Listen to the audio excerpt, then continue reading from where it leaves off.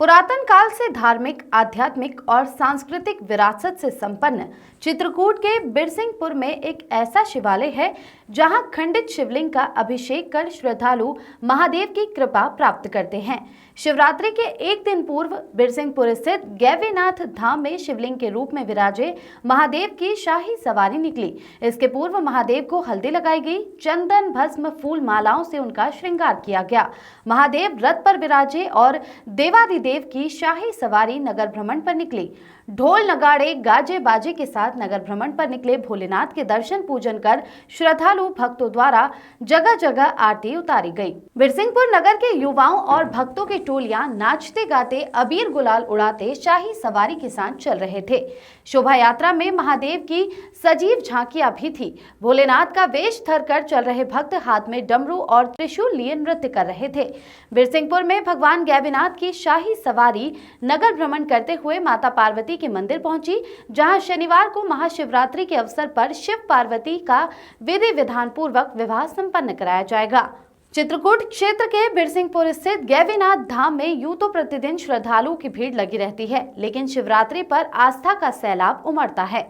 बिरसिंहपुर या अन्य सतना जिला नहीं बल्कि आसपास के अन्य स्थानों से लाखों की संख्या में लोग गैवीनाथ महादेव का जलाभिषेक कर अपनी आस्था के पुष्प समर्पित करने यहां पहुंचते हैं। बिरसिंहपुर में कुंड के एक छोर पर महादेव विराजमान है, तो वहीं सामने दूसरे छोर पर माता पार्वती प्रतिष्ठित हैं।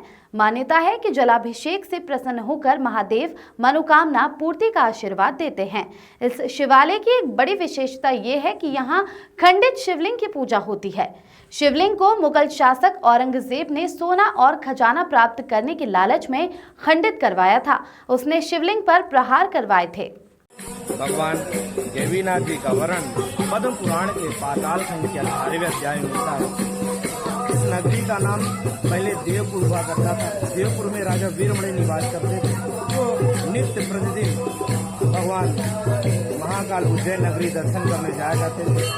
कुछ समय बाद भगवान महाकाल राजा से प्रसन्न होकर उनकी नगरी देवपुर में ही उत्पन्न हुए और जिनके घर में उत्पन्न हुए उनके देवी यादव नाम से घर था, उन्हीं के नाम से भगवान का नाम देवी नाथ पड़ा। और मेरा नाम विनोद गोस्वामी पुजारी है। गैवीनाथ मंडली के माध्यम से यहाँ पर दिव्य और भव्य शोभा यात्रा निकाली जाती है, जिसमें दूर दूर से लोग आकर उस शोभा यात्रा का हिस्सा बनते हैं। आप भक्त गैवीनाथ धाम पर पहुंचकर भगवान शिव के दर्शन करें और अपने मन और अपने जीवन को कृतार्थ करें। बोलिए भगवान गैवीनाथ की।